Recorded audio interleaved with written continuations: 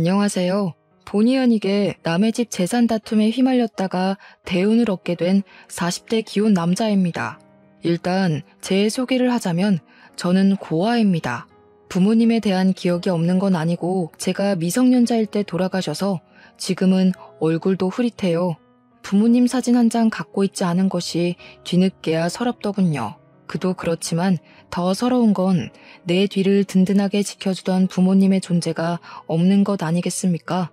제게도 부모님이 계셨다면 적어도 제 존재 자체를 욕하는 사람들은 없었겠죠. 세상에는 부모님을 잃는 것만이 가장 아픈 슬픔이라고 생각을 했는데 살다 보니까 그에 상응하는 고통도 있긴 하더라고요. 가족은 아니지만 가족만큼 아꼈고 마음을 준 사람들에게 당한 배신은 이루 말할 수 없이 괴로웠습니다. 저는 그저 소중한 사람들에게 진심을 보였을 뿐인데 결국 돈 앞에서는 모든 게 왜곡이 되는 것 같더라고요. 사람을 변하게 하는 것이 돈이라고 하는데 그것도 기준치에 따라 민감도가 다르다고 봐요. 저한테는 조약돌만큼의 돈밖에 못 가진다 하더라도 소중한 사람들과 어울리는 게 중요한 반면 제 사람들은 바위만큼의 돈을 얻을 수만 있다면 소중한 것은 아예 없구나 느꼈습니다. 이렇게 사연을 올리게 된 이유는 돈이 얼마나 대단하면 사람이 이렇게까지 무서워질 수 있는 건지 봐주십사 올렸습니다. 제가 인생을 너무 쉽게만 보고 있었던 건지 잘못 살고 있는 건지 꼭 좀 들어보시고 조언 부탁드립니다. 제게는 유일한 가족인 아내가 있어요. 저는 고등학교 때 부모님을 여의었고 학교를 끝까지 수료하지 못해 겨우 중학학력만 갖고 있는 사람입니다. 그런 부족한 제게 아내는 그야말로 한 줄기의 빛 같은 존재였어요. 아마 아내가 없었다면 저 혼자 어디 한강 주변에 맴돌며 나쁜 생각을 했을지도 모릅니다. 형제 하나 없던 저는 본래 서울이 고향이에요. 부모님이 돌아가시고 경제 지원이 끊겨 그 넓은 서울 거리를 혼자서 전전했었습니다. 게다가 저희 집이 원래 형편이 어려웠던지라 받은 유산은커녕 빚밖에 없는 처지였어요. 저는 졸지에 사회생활을 해보기도 전 빚이 생겨버렸고 슬픔을 감당할 여유도 없이 당장 돈벌이가 필요한 상태이기도 했어요. 그래서 찾아간 곳이 삼천포 동네 쥐포 공장이었습니다. 그곳을 알고 찾아간 것은 아니고 그저 서울보다 비교적 취업이 쉽고 좀 촌동네를 찾다 보니 알게 된 곳이었어요. 일자리를 구해야 했던 제가 가장 먼저 했던 게 미용실 방문이었는데 그래도 취업하려면 머리 정리라도 해야 될 것 같아 미용실을 들렸었죠. 거기서 제 사정을 들은 미용실 원장이 쥐포 공장을 추천해줬습니다. 제가 찾아간 공장은 직원이 주로 가족들로 이루어진 작은 공장이었어요. 그곳에선 처음에 10대인 저를 보곤 당연히 안 받아주려고 했었는데 제가 무릎을 꿇고 사정을 했습니다. 그러니 역시나 제 사정을 알고 불쌍하다며 받아주셨어요. 어떤 마음으로 저를 바라봤는지는 제게 중요하지 않았고 그저 제 목숨 하나 건사하게 해준 고마운 사람들이라고만 생각했습니다. 저는 저를 걷어준 그 은혜에 보답하느라 피해주지 않으려고 최대한 어른의 몫을 해내려고 했어요. 그렇게 수십 년 동안 저는 그 집안의 가족처럼 오래오래 함께 일을 해왔어요. 쥐포 공장 사장님에겐 아들이 2명 있었는데 그 아들들도 초반에는 쥐포 공장에서 일을 하고 있었습니다. 제게 일을 친절히 가르쳐줬던 좋은 형들이었어요. 근데 사장님이 저보고도 어느 순간부터 막내 아들이라 불러주시더라고요. 솔직히 그 소리를 처음 들었을 때 많이 울었습니다. 기대하지도 않았던 가족이 살아 돌아와서 제 곁에 있어준 기분이었거든요. 저는 당시 결혼 생각도 없었고 사장님과 사모님의 은혜가 그저 고마워서 그들을 모시고 쥐포 공장을 운영하는 게 좋았을 뿐인데 두 분께서 저를 너무 좋게 봐주셨습니다. 그들이 얼마나 마음 좋은 사람들이었냐면 빚이 한가득 있는 제 사정을 알고는 제 빚을 대신 갚아주셨어요. 당연히 제게 큰 돈을 빌려준 거라 생각하고 당시 저는 차근차근 갚아나가고 있었죠. 어쨌든 덕분에 저는 돈에 목숨 걸지 않고 마음 편히 생활을 할 수 있었어요. 그래서 더 사장님과 사모님을 하늘 같은 존재로 모시며 살았습니다. 제가 그곳에서 일을 한 지 10년 차가 되었을 무렵 공장은 제가 처음 왔을 때보다 규모가 살짝 더 커진 상태였어요. 그런데 두 형이 결혼을 하면서 서울로 가버리게 되었고 다른 친척들은 나이가 차서 한두 사람씩 빠져나가고 있는 상황이었죠. 그런 와중 사장님 밑에서 열심히 일하는 직원은 저밖에 없게 되었습니다. 그래서 원래 가족원만으로도 운영 가능했던 게 이젠 직원들이 대량 필요해졌고 그 시점에서 저는 사장님에게 고마운 제안을 받게 되었어요. 사장님이 저더러 사장직을 일임하겠다고 하더라고요. 너무 과분한 마음이라서 솔직히 처음에는 놀랐습니다. 한편으로는 큰형이랑 작은형도 있는데 친자식을 두고 제게 공장 대표 자리를 물려준다는 사장님의 발언이 저를 불편하게 만들기도 했어요. 큰아들이랑 작은아들은 이미 자기들 입에 풀칠하면서 잘만 사는데 뭐하러 공장을 오겠냐? 내가 어디 너 말고 믿고 맡길 사람이 있겠어? 그래도 아직 사장님 건강하시잖아요. 당장 쓰러지시는 것도 아닌데 제가 어떻게 공장을 받아요. 이런 건 은혜 받는 게 아니라 염치 없는 것 같단 말이에요. 나도 노후엔 여행 좀 다녀봐야지. 둘 있는 아들은 서울 가서 지네 가족들 챙기느라 부모는 들여다보지도 않고 있는데 하나밖에 없는 막내 아들 덕은 좀 봐야 하지 않겠어? 너도 내 아들 아니냐? 애비를 죽을 때까지 굴리고 싶은 거야? 사장님은 끝까지 제게 사장 자리를 넘겨주려고 했습니다.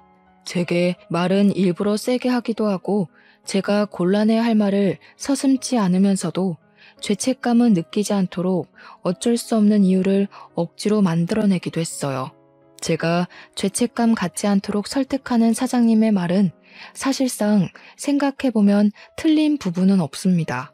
사장님 말대로 큰형, 작은형은 이미 서울에서 직장 생활 중이기에 공장을 이어받을 수 없는 상황이었거든요.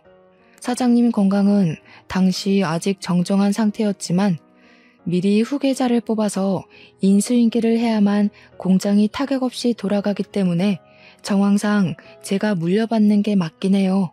다만 제가 걱정이 되었던 건 사장님이 아들이라고 불러주니 저도 여태 사장님과 사모님을 아빠, 엄마라고 생각한 거지 진짜로 혈육이 아니잖아요. 그런데 혈육 아닌 사람에게 온 세월 바쳐 일궈낸 자산을 물려주겠다고 하니 제가 다 미안했습니다.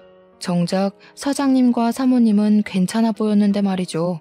그러나 별 수 있었겠습니까? 할 수 없이 제가 공장을 물려받았고 그 뒤로 저는 정말로 두 은인에게 더 잘하고자 효도를 하는 수밖에 없었어요. 그렇게 몇 년을 더 사장님과 바짝 붙어 다니며 인계를 받았습니다. 그런 와중에 공장에 있던 경리가 결혼한다고 일을 그만두면서 다른 사람을 뽑게 되었는데 고맙게도 새로운 경리가 바로 제 아내 되는 사람입니다. 면접은 제가 봤어요. 솔직히 비즈니스에서 사심이 들어가면 안 되는 거 알지만 아내가 정말 제 이상형과 가까워서 뽑게 되었습니다. 뽑고 나서야 근무적인 부분에서 부족함이 있으면 어쩌나 걱정이 되었는데 다행히 아내는 일도 야무지고 칠칠 맞지 않았고 곧잘 하더라고요. 덕분에 저는 아내에게 더욱 빠지게 되었고 출근할 기분이 나서 구름을 타는 것 마냥 붕붕 뜬 시간을 보냈어요. 제겐 첫 여자였던 아내에게 감히 고백할 생각은 못하고 저 혼자서 남몰래 마음만 키워갔어요. 그런데 놀랍게도 한날 아내가 먼저 제게 호감을 표시해 주더라고요. 아내가 하는 말이 자기가 호감을 느낀 것도 사실이지만 먼저 고백을 할 수 있었던 건 제 얼굴에 감정이 다 티가 나서 제 마음을 모를 수가 없었다고 했어요.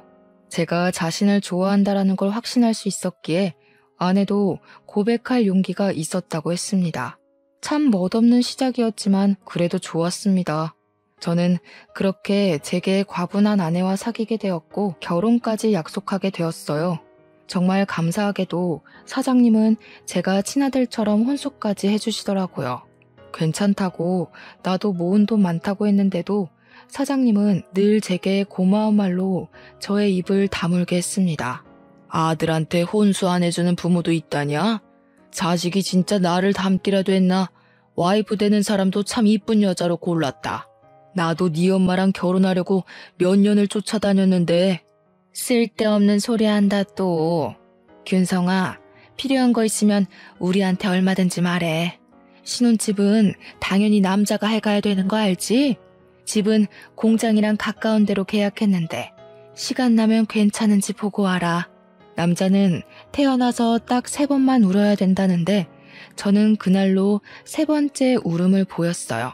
부모님이 돌아가셨을 때 처음 울었고 사장님이 아들이라고 불러주셨을 때 2번 울었습니다. 그리고 제게 든든한 부모가 되어준 사장 사모님의 마음을 선물 받았을 때 3번째로 울게 되었네요. 저는 결국 사장 사모님의 고집을 꺾지 못해 작은 아파트까지 선물을 받아버렸어요. 형들도 와이프까지 데리고 삼천포로 내려와서 제 결혼을 축하해주는 성의를 보여줬고요.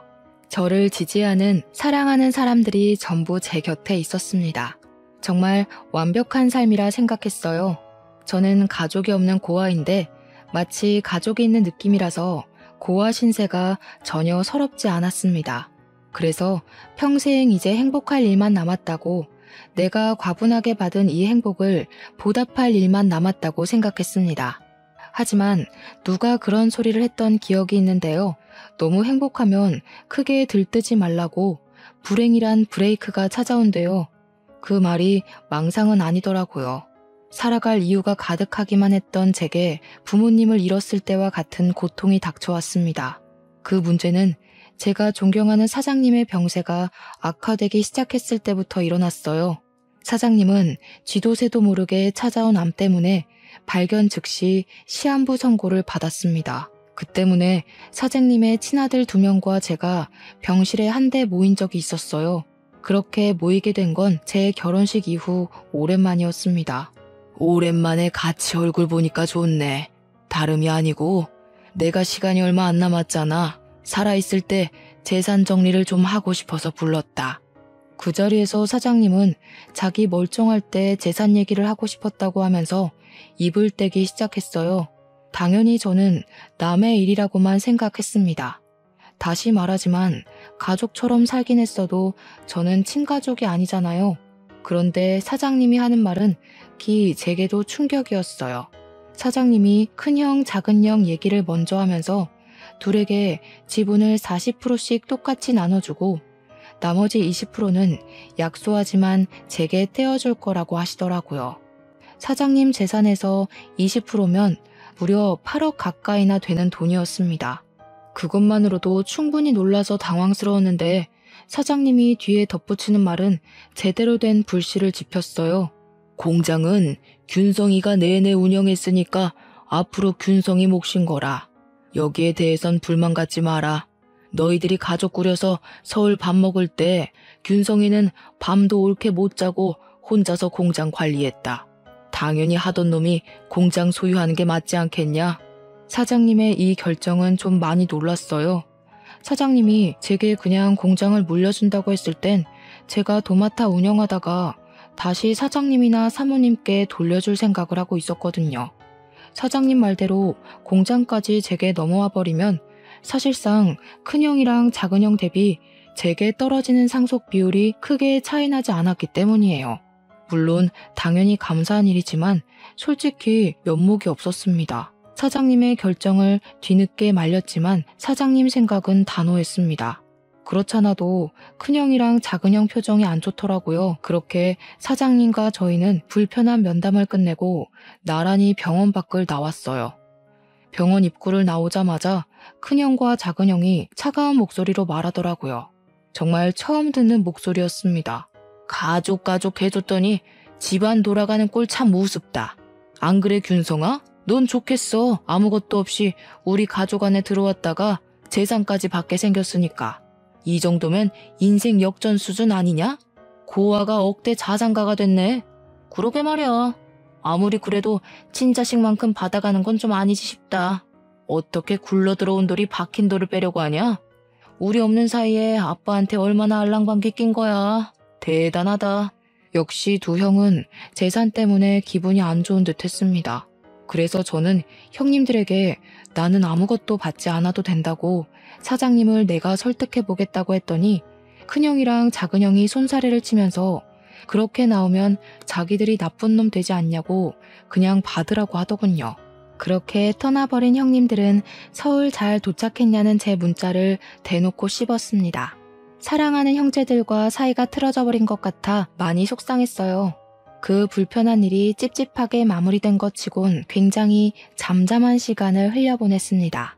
그럼에도 저는 상속 문제 때문에 혼자 계속 마음이 편치 않았고 사장님 병간호를 병행하면서 사장님을 설득해 보기도 했어요. 그랬더니 형님들 말대로 사장님은 제게 형들이 뭐라고 쪼더냐 하면서 형님들을 안 좋게 생각하더라고요. 저는 관계가 더 멀어지는 것 같아 사장님에게 더는 말을 꺼낼 수 없었습니다. 소가리를 심하게 하다 보니까 점차 제 기력이 초췌해져 갔어요. 그런 제게 힘이 되어준 건 제 아내였어요. 아내는 언제나 제 선택을 존중하겠다고 했고 제가 무슨 선택을 해도 내 잘못 아니니까 너무 상심하지 말라며 위로를 했어요. 그러면서 매일같이 맛있는 밥을 차려주고 약도 챙겨주고 열심히 제 내조에 힘을 썼죠.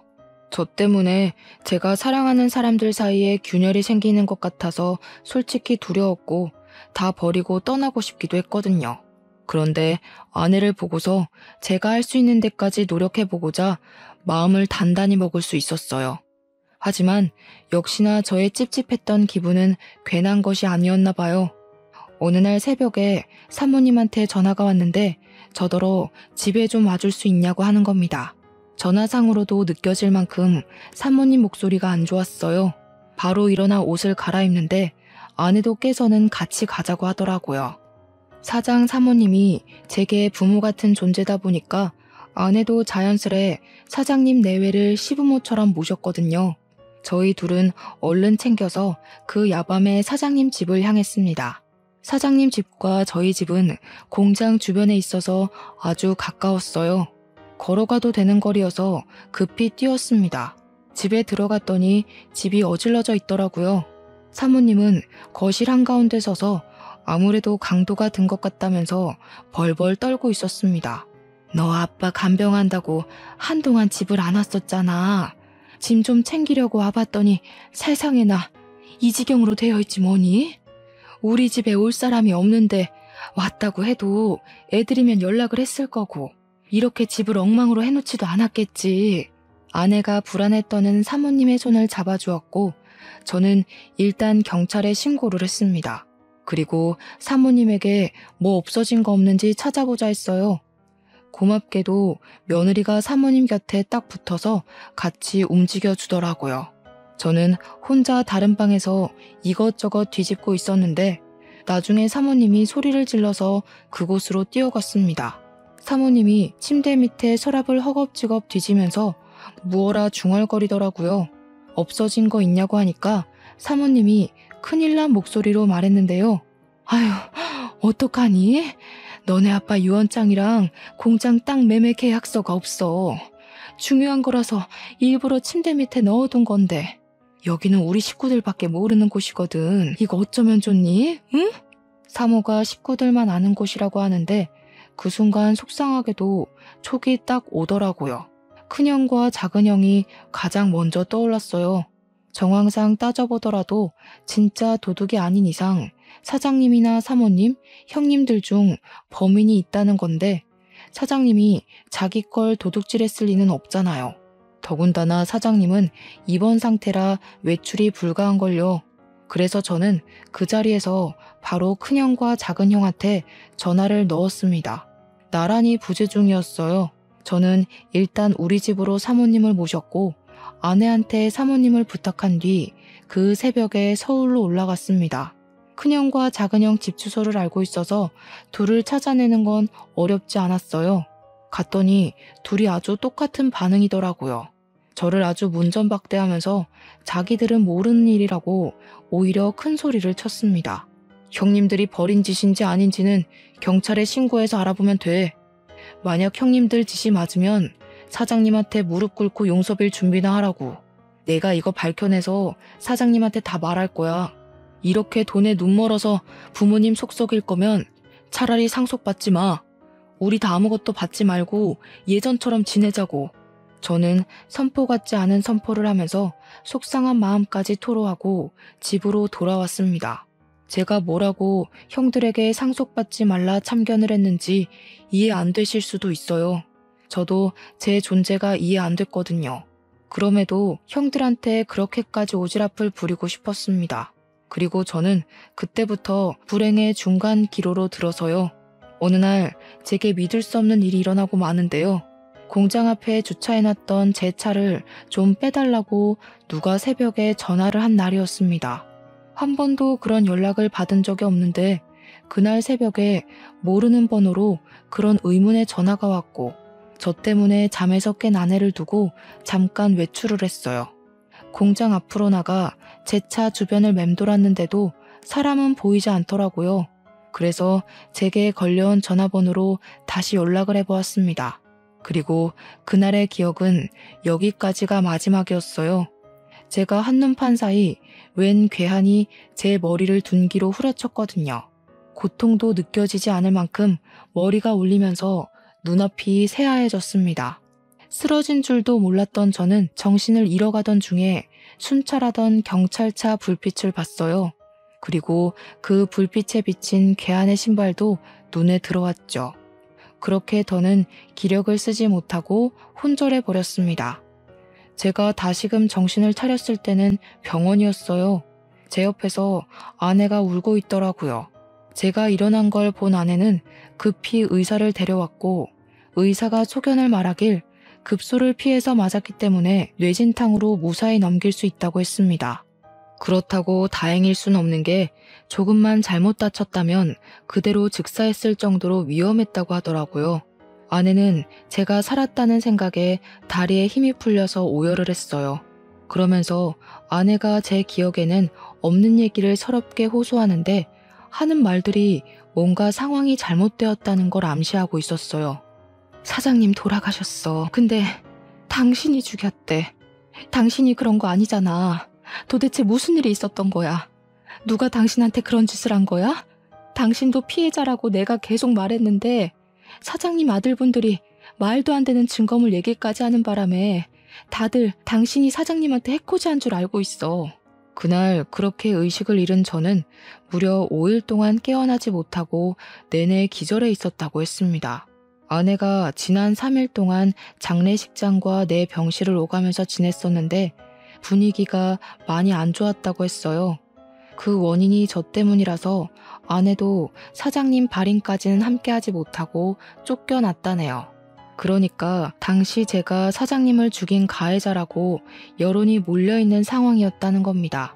사장님 장례식장에서 큰형이랑 작은형이 알 수 없는 증거물을 기반으로 저를 가해자로 몰았다고 했어요. 그 증거물은 다름 아닌 공장 주변 CCTV였대요. 제가 공장 주변 사장님 집에서 사장님 재산을 불법적으로 빼돌리려고 했는데 그때 운 좋게 괴한이 공장 털러 왔다가 나를 공격했고 지나가는 경찰에게 발각되어 저를 잡았다는 말도 안 되는 얘기였어요. 뿐만 아니라 또 제가 매일 사장님 병문안을 가는 점을 이용해서 그걸로 제가 사장님 산소호흡기를 뗐다고 구라를 쳐놨다는 게 아닙니까? 하필 그날은 사모님이 집을 들락날락하며 바깥일을 볼 때라서 병실에 없었을 적이었습니다. 그래서 제가 퇴원을 하면 경찰로 연행될 처지라고 하는데 아내 얘기를 다 들어도 도통 어떻게 이해를 해야 되는 건지 어렵기만 하더라고요. 제가 사장님을 죽였다뇨? 사장님이 저한테 어떤 사람인데요? 돌아가신 부모님 다음으로 제게 부모가 되어준 분이 아닙니까? 제가 사장님 대신 죽었으면 죽었지 절대 사장님께 그런 짓 못합니다. 대체 일이 왜 이렇게 됐나 곰곰이 생각하고 있는 와중 아내가 한마디 더 붙였는데요. 재산 상속이 아직 완벽하게 처리가 된 건 아니지만 제 몫이었던 재산은 일단 모조리 철수가 되었다고 하는 겁니다. 그 순간 더 묻고 따질 것도 없이 바로 큰형이랑 작은형이 생각나더라고요. 이 형들이 돈에 미쳐서 이젠 사람까지 해코지하려 드는구나 싶은 거 있죠. 막 나가는 형들을 이대로 두면 안 될 것 같았습니다. 저는 아내한테 폰을 달라고 했고 당장 사모님한테 전화를 걸었어요. 사모님이 계속 부재 중이더라고요. 아내 말로는 아마 사모님도 제게 큰 실망을 했을 거라고 하더군요. 공장 직원들한테까지 제 소문이 안 좋게 퍼져서 저는 이미 사장직에서 쫓겨난 상태이기까지 했습니다. 너무 기가 막혔습니다. 저 완전 짜고 치는 계획에 걸려든 거잖아요. 제대로 된 생각을 해야겠는데 머리를 굴릴수록 머리가 너무 아파서 도통 생각을 할 수가 없더라고요. 괴로웠습니다. 근데도 그 와중에 저를 믿고 보듬어주는 건 제 아내뿐이었어요. 아내는 제가 그럴 사람이 아니라는 걸 무조건 믿고 있었고 제가 이 상황을 잘 해결할 수 있도록 끊임없이 안정감을 주려고 노력했습니다. 그러면서 그냥 다 버리고 타지로 떠나자는 말을 하더라고요.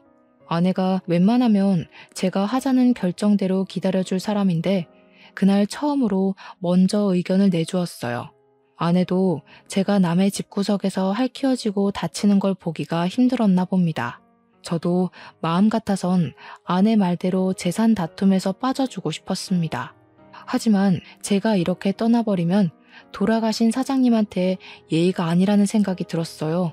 사장님이 정말로 명줄이 다해서 돌아가신 게 아니라 누군가에게 피살된 거라면 그 진상을 밝혀야 되지 않겠습니까?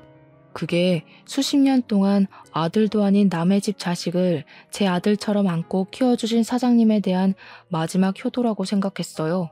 저는 몸을 움직일 수 있을 정도로만 회복을 하고 몰래 퇴원을 했습니다.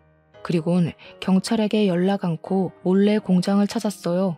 그러니 공장 직원들이 저를 보자마자 꺼지라고 물 뿌리고 침 뱉고 난리를 치더군요. 깜빵에 있어야 할 놈이 어떻게 밖을 싸돌아다니냐는 둥, 사장님이 나를 얼마나 아꼈는데 그런 파렴치한 욕심을 품냐는 둥 저를 썩은 놈으로 보고 있었습니다. 저는 당연히 제 짓이 아니라고 해명했어요. 하지만 애초에 다들 제 말을 들어줄 생각이 없는 것 같더라고요. 빗자루까지 들고 와서 저를 패길래 저는 아내가 위험해질까봐 얼른 그 자리를 빠져나왔습니다. 그리고 그 다음엔 사장님 집을 찾아갔어요. 초인종을 눌렀더니 사모님의 다 죽어간 목소리가 저를 안 보고 싶다고 문전박대를 하시더군요. 저 혼자 왔으면 사모님이 끝까지 집에 안 들였을 텐데 옆에서 아내가 사모님에게 사정하며 설득해서 끝내 저희 둘 다 집 안에 들어갈 수 있었습니다. 사모님 표정은 저를 원망하고 있기도 했고 배신감에 서글퍼 있기도 했어요. 저를 보자마자 눈물을 흘리며 공장 직원들이 그랬던 것처럼 저를 탓하더라고요.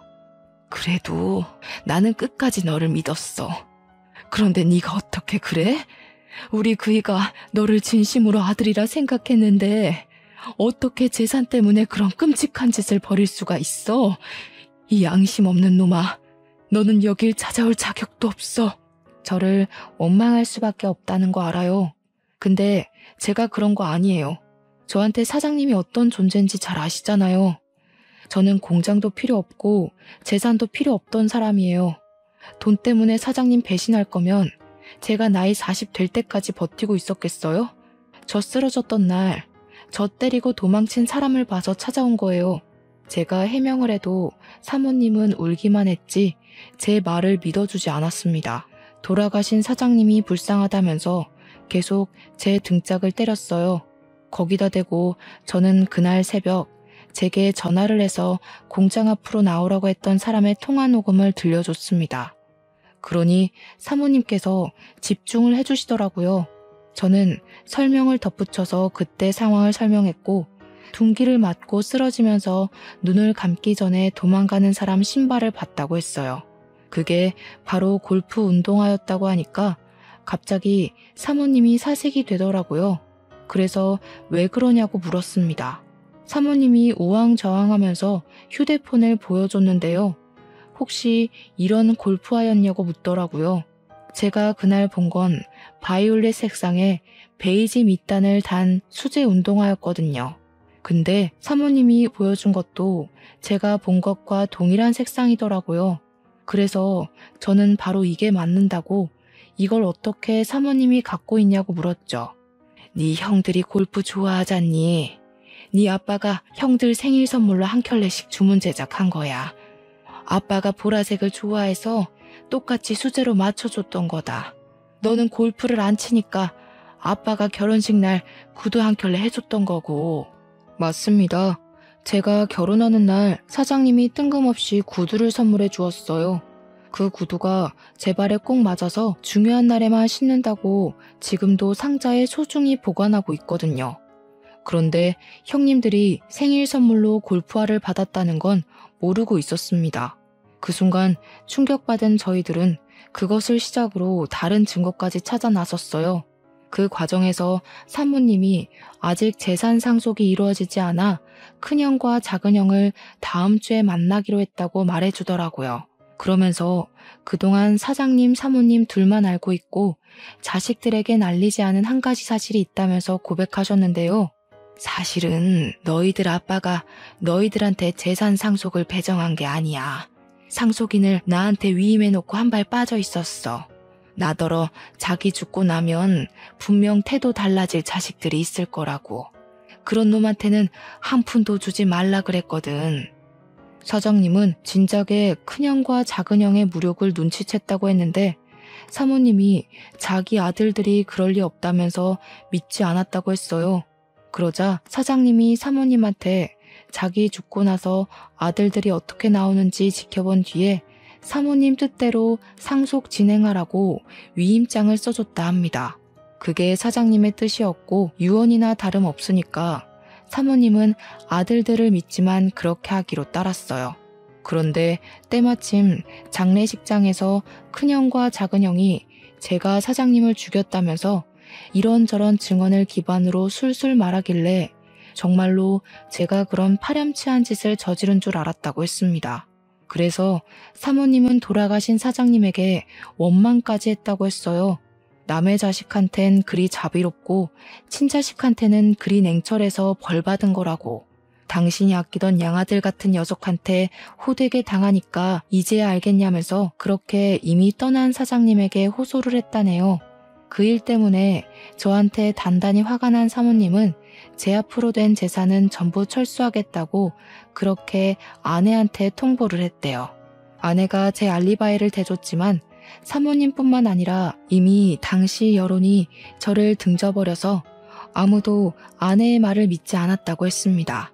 아무것도 모르는 사모님 입장에서 보면 충분히 오해할 만했다고 생각했어요.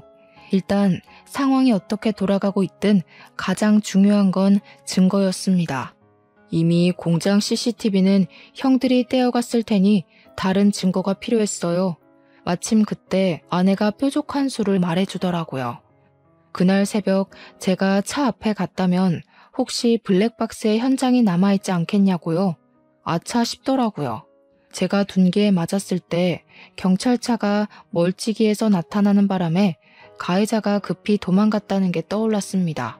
그렇다면 당연히 그들이 제 차에 있는 블랙박스는 차마 손대지 못했을 거란 말이죠. 그들도 당황해서 차 블랙박스까진 생각 못한 것 같더라고요.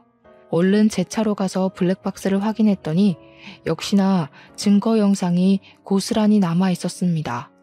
너무 안심했어요. 이것만 있어도 형들의 진술은 거짓이라는 게 밝혀질 거였습니다. 그 뒤로 저는 스스로 경찰을 찾아갔습니다. 그리곤 그날 발생했던 사건 진위를 전부 고백했고 제 알리바이를 조사하기 시작한 경찰도 뭔가 이상함을 감지했는지 원래 접수됐던 신고 내용이 어딘가 모르게 부실하다는 느낌을 받은 것 같았어요. 그래서 그 시간부로 경찰은 큰형과 작은형을 조사에 착수했죠. 제 일은 금방 서울경찰로 연계되었습니다. 얼마 뒤 큰형이랑 작은형이 나란히 잡혔다는 연락을 받고 저랑 아내 그리고 사모님은 같이 서울로 올라갔어요. 서에 도착했더니 큰형이랑 작은형이 저를 보자마자 살인자 새끼라고 삿대질을 하는 겁니다. 이 새끼가 감히 누구한테 누명 씌우려고. 형사님들, 저 녀석 말 들으면 안 돼요. 제가 아들이잖아요. 저 녀석이 우리 가족한테 들러붙을 때부터 수상했다고요. 제대로 확인해 보시라니까요. 큰형은 끝까지 제 탓을 했고 작은형은 저한테 쌍욕까지 일삼았습니다. 하지만 저는 잠시 대꾸를 참고서 묵묵히 경찰에게 제 입장을 표명했어요. 그리고 병원 CCTV도 구석구석 확인해 볼 것을 따로 요구했습니다. 병원 CCTV에 좀 당황했는지 큰형이 옆에서 사기치지 말라며 제 멱살을 잡더라고요. 뻔뻔하게 어디서 주작질이야? 네가 만들어낸 증거인 줄 모를 것 같아? 그래봤자 네가 우리 아빠 재산 빼먹으려고 들러붙어 있던 사실은 안 바뀌어. 거지새끼 걷어줬더니 자기가 진짜 친자라도 되는 줄 아나. 어디서 감히 우리 아빠 돈을 탐내? 겨우 이것밖에 안 되는 사람이라는 게 놀랍다. 돌아가신 사장님이 불쌍하네. 친자식이라고 둘씩이나 있는 아들들이 어떻게 지나가는 똥개만도 못할까? 그렇게 사장님 돈 독식하고 싶었어? 사장님 호흡기까지 손댈 만큼 돈에 미쳐 있었던 거야? 입 닫아. 네가 뭘 안다고 주제넘게 나불거려? 네가 아들이라고 해봤자 현실은 피 한 방울 안 섞인 고아 새끼 아니야. 네 부모가 죽기 전에 그리 유언 남기디? 남의 집에 빌붙어서 재산 빼먹고 살라고? 자꾸 사장님 돈이 형 돈인 것처럼 얘기하는데 그러는 피 섞인 형들은 고아 새끼인 나보다 못나서 재산 비율도 나랑 비슷하게 책정받은 거 아니야? 자기보다 잘난 사람한테 시기하는 건 우월감이 아니라 열등감이야. 형들 지금 열등감 덩어리 같아. 그때 더는 덤빌 말이 없었는지 큰형이 제게 손을 쓰려고 하더라고요. 나이 말고는 저보다 나은 게 없는 것 같은데 제가 그런 못난 사람한테 주먹을 왜 맞아주겠습니까? 당연히 형 주먹이 날아오르기 전 제가 먼저 박치기를 해서 큰형의 코피를 터뜨렸어요. 큰형 바로 저를 놓고 비명을 지르며 구부러지더라고요. 눈물이 찡 올라온 모습이었습니다. 형들이 날고 기어봤자 상속은 이미 사모님 몫이야. 날 제거할 게 아니라 사모님한테 효도를 했어야지. 그 정도 나이 먹고도 내가 하나하나 가르쳐줘야겠어? 무슨 소리야? 엄마 몫이라니. 아빠가 이미 우리한테 상속한다고 구두 약속했잖아. 유언장에도 그렇게 쓰여있다고 어디서 사기를 치려고 해? 바로 확인시켜줘? 유언장은 분명 의문의 강도에게 도난당했을 적이었습니다. 작은 형은 자기가 어떤 실수를 하고 있는지 모르고 있는 것 같더라고요. 신기하네. 유언장은 얼마 전 도둑 맞았는데 형 말은 꼭 그 유언장을 갖고 있다는 걸로 들린다. 뭘 조작해놨든 그 가짜 유언장이 뭔 소용이겠어. 이미 사장님이 사모님한테 상속인 위임했어. 사모님한테 위임장도 따로 있고. 아, 이렇게 말하면 너희들 엄마도 해코지한 뒤에 나한테 누명 씌울 건가? 큰형이랑 작은형은 계획이 틀어졌다는 것에 크게 당황하며 표정으로 드러냈습니다. 뭔가 잘못되고 있다는 걸 얼굴로 티냈어요. 그 와중에 병원 CCTV를 확인하러 갔던 경찰한테서 연락이 왔는데요. 영상에는 제가 먼저 병문안 다녀온 뒤 간호사들이 몇 번 왔다 갔다 했고 그 다음에 형들이 들락날락한 정황이 드러났는데 형들이 병실을 나가고 나서 수상쩍게 두리번거리는 것이 포착되었답니다. 그리곤 몇 분 뒤에 다시 병실로 들어간 간호사가 순간 급하게 뛰쳐나오더니 의사를 불러와서는 병실에 있는 사장님 침상을 끌고 임종실로 옮기는 게 드러났다네요. 형들 집을 압수수색한 경찰들도 형들 집에서 위조된 유언장과 절도한 땅 문서까지 발견했다고 했습니다. 빼도 박도 못하고 쉽게 발각된 증거들 때문에 큰형과 작은형은 더 이상 할 말을 잃고 좌절했어요. 그리곤 그제야 저와 사모님께 용서를 구하면서 악의는 없었다고 무릎을 꿇었습니다. 형들은 더 지체할 것 없이 그 자리에서 구속이 되었어요. 연행당하는 아들들을 보면서 사모님은 울며 불며 자식들을 패기 시작했습니다. 도대체 균성이한테 무슨 짓을 한 거냐? 아무 잘못 없는 아이한테 왜 그런 짓을 했어? 너희들이 그러고도 사람이야? 이제 네 아빠 얼굴을 어떻게 보니? 그래도 내 배 아파 낳은 자식이라고 끝까지 편을 들었는데 어떻게 엄마 마음을 이렇게 찢어놓을 수가 있어? 며느리는 사모님을 보필하면서 주저앉는 사모님을 보듬어 주었습니다. 형님들 둘은 아무 말 없이 고개만 숙인 채 형사가 가는 대로 멀어졌어요. 그리고 저희는 서울에서 내려오게 되었죠. 그 뒤로 들은 소식이 당연히 자기 아빠를 죽인 형들은 징역살이를 살게 되었는데요. 문서 위조에 절도죄까지 포함되어 형량이 제법 나왔어요. 사모님께서 출소한 아들을 맞이할 수 있을지도 모를 정도로 길었습니다. 한꺼번에 힘든 일을 겪은 사모님은 저희가 혼자 두기 걱정되어 저랑 아내가 사장님 집으로 이사를 갔습니다. 현재도 사모님을 모시고 살고 있어요. 저는 다시 공장 대표 자리를 찾았고요. 사모님이 제게 사장님 재산의 70%를 떼주었습니다. 나머지 30%는 패 죽일 놈도 아들은 아들이라고 몫을 조금 남겨놓아야겠다고 하더군요. 그게 사모님의 괴로운 마음에 조금이나마 위안이 된다면 저도 사모님 뜻을 충분히 존중해 줄 수 있습니다. 그리고 저를 오해했던 공장 직원들도 당연히 오해가 풀렸고 제게 사과를 했어요. 사장님 아들 욕까진 차마 더하지 못하더라고요. 어떤 분은 잘 알지도 못하고 저를 막대했다는 죄책감에 일을 그만두기도 하셨습니다. 제 아버지뻘 같은 분이셨는데 일을 참 우직하게 잘하셨던 분이거든요. 저는 정말 괜찮았고 상황이 그럴 수밖에 없었던 건데 그만두셨다고 해서 속상했습니다. 그분께 따로 문자를 넣어드렸는데 답장은 오지 않았어요. 그분께서 혹시 라디오 사연을 들으신다면 죄책감 가질 필요 없다고, 그저 당신도 군중 심리에 이용당한 피해자가 아니냐고 위안의 말씀 올리고 싶네요. 다른 직원분들과의 관계는 더할 나위 없이 돈독해졌습니다. 아직은 다들 제게 죄책감을 갖고 있는 것이 눈에 보이지만 이마저도 관계 회복의 과정이라 생각하고 그들의 시도 때도 없는 사과를 자연스럽게 받아들이려고요. 이렇게 폭풍 같은 지옥이 지나고 나니 좋은 일들이 수두룩하게 찾아오는 것 같아요. 정말 기쁘게도 저희 부부에게 축복이 찾아왔어요. 저번 주에 제가 바빠서 아내랑 사모님이 같이 산부인과 가서 초음파 사진을 찍고 왔는데 아기가 아직 너무 콩알만해서 우리 아이인 게 실감나지 않더라고요. 아들일지 딸일지는 모르겠지만 우리 예쁜 아내를 닮았으면 좋겠다는 생각을 해요. 그리고 저 또한 내 자식으로 찾아와준 우리 축복이에게 부끄럽지 않은 아빠가 되도록 노력할 겁니다. 무엇보다 건강하고 가진 것에 감사하며 살 줄 아는 바람직한 아이로 키울 거예요. 너무 과분한 바람은 아니겠죠? 말을 하다 보니 덜컥 겁이 나서 제가 잘할 수 있을지 모르겠네요. 아이 기다리는 일이 원래 이렇게 긴장이 되는 건가요?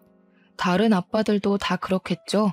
아무튼 저랑 아내 그리고 제게 어머니와 같은 사모님까지 저희는 곧 새로 생길 식구인 아이를 만날 그날만 손꼽아 기다리면서 한동안 설레는 시간을 보낼 것 같습니다.